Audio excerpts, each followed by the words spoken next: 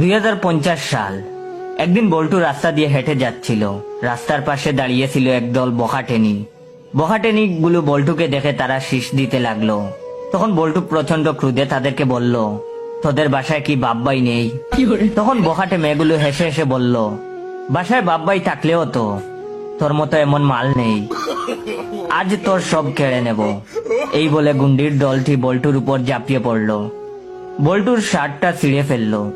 তখন বল্টু বলল, শয়তানির দল, তোরা আমার দেহ পাবি তো মন পাবি না। মেয়েগুলো বল্টুকে নিয়ে দস্তাদস্তি শুরু করলো। এর মধ্যেই এলাকার বিদ্রোহী নারী সানি লিওন এসে পড়লো আর সবাইকে ধমক দিয়ে বলতে লাগলো, আর একটা টুক্কা যদি এই ছেলেটার উপর পড়ে তাহলে তোদের সবাইকে জানে মেরে ফেলবো। এই বলে বিদ্রোহী নারী সানি লিওন ওর ওড়নাটা বল্টুর দিকে ছুঁড়ে দিল। বল্টু ওড়নাটা দিয়ে নিজের শরীর ঢেকে ফেললো আর সানি লিওন তাদেরকে মারতে শুরু করলো। টিসুম টিসুম টিসুম। অবশেষে সানি লিওন সবাইকে মেরে বল্টুর কাছে এসে বলল, তোমার কিছু হয়নি তো?